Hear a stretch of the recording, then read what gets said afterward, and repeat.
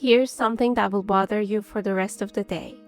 The smartest person in the room almost never wins the argument. You've been there, you had the facts, you had the logic, you were right, and somehow you still lost. Maybe it was a debate with a friend, maybe a meeting at work, maybe just a conversation with someone who refused to see what seems so obvious to you. And you walked away thinking, what is wrong with people? Here's the uncomfortable truth. Nothing is wrong with people. Something is wrong with your strategy. Logic on its own is not persuasion. It never was. And the sooner you understand that, the more powerful you become. So if logic doesn't work, what does? The ancient Greeks had a concept that most of us have completely forgotten. They called it kairos. The idea that when you say something matters just as much as what you say. Imagine a doctor who walks into a hospital room right after giving a patient terrible news and immediately tries to discuss treatment options. Technically correct, but completely wrong. The patient can't hear you, not because they are unintelligent, because they are overwhelmed. And your logical argument is knocking on a door that nobody's home to answer. The book teaches that great argues don't just prepare what to say, they read the room. They wait, they choose their moment. They understand that a brilliant point delivered at the wrong time is the same as silence. So you've got to time it right, but there is something even more surprising you need to know next. Aristotle, the original argumentation genius, said persuasion rests on 3 pillars: ethos, pathos, and logos. Most intelligent people obsess over logos, the logic, the data, the evidence. But Aristotle lists ethos first, on purpose. Ethos is your credibility, your character, the invisible signal you send that tells people this person is worth listening to. Think about this. When a mechanic tells you your car needs a repair, you believe them, not because you checked their math, but because they're the mechanic. Or when a friend who's been through divorce gives you relationship advice, you listen differently than if a stranger said the exact same words. So here's the wild part, and this genuinely surprised me. The book points out that you can build ethos in real time by admitting what you don't know, by acknowledging a strong point from the other side, by being calm when others expect you to panic. Counterintuitive, right? The moment you say, that's actually a fair point, you become more persuasive, not less. And speak of the other side. This next idea completely flips how I think about opponents. Here's a scenario. You're in an argument, the other person says something wrong, maybe even something offensive. Your instinct? Fire back immediately. Fast, hard, sharp.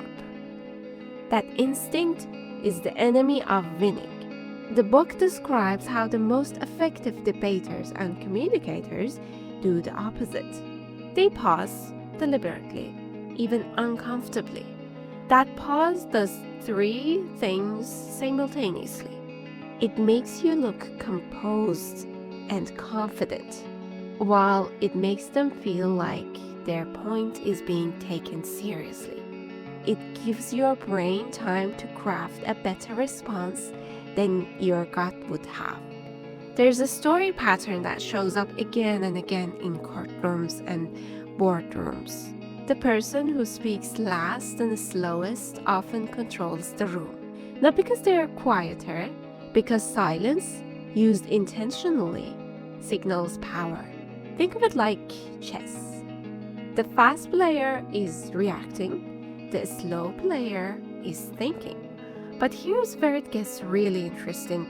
What do you do when someone isn't just wrong, but they are being totally unreasonable? Most people, when they argue, do something called a straw manning. They take the weakest, most ridiculous version of the other person's argument and tear it apart. It feels satisfying it wins 0 real converts. The book introduced the opposite move, steel manning. When you take the strongest possible version of your opponent's argument, stronger than they even stated it, and then you respond to that. Here's why this is genius. When you steel man someone, something almost magical happens. They stop being defensive because you've just demonstrated that you actually understand them. And once someone feels truly understood, their walls come down. There's a famous example in the world of conflict resolution. A negotiator working with someone deeply resistant to change didn't argue with them. He said, "I think I understand why you believe what you believe. And honestly, if I were in your position, I might feel the same way." The resistance dissolved in seconds. The other person isn't your enemy. They are someone who needs to feel heard before they can hear you. Which leads to the final and most powerful idea of all. Let's talk about the communication tool most people underestimate: stories and feelings.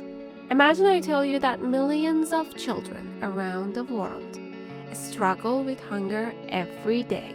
You understand the information, but notice something. You probably don't feel very much. Now imagine I tell you about a girl named Amina. She's 8 years old. Every morning she wakes up, not knowing if she will eat that day.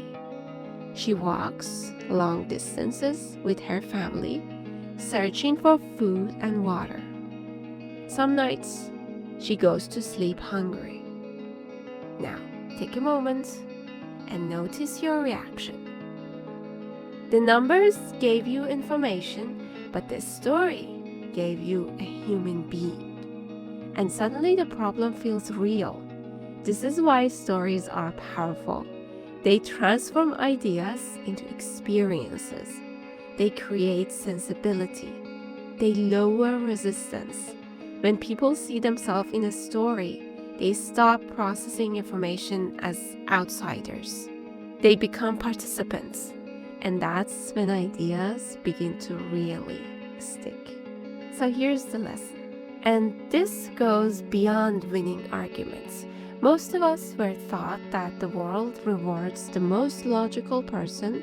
So study harder, build better arguments, and find stronger evidence. Then you will win.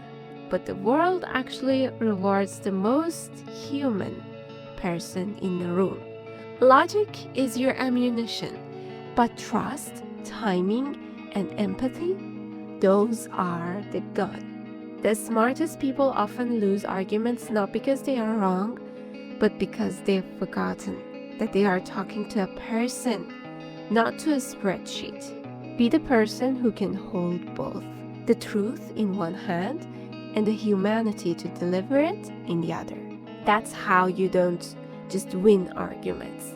That's how you change minds. At the end, have you ever met someone who changed your mind about something important? What was it about the way they communicated that made you listen? Let me know in the comments. Thanks for your company and see you in the next one. Bye bye.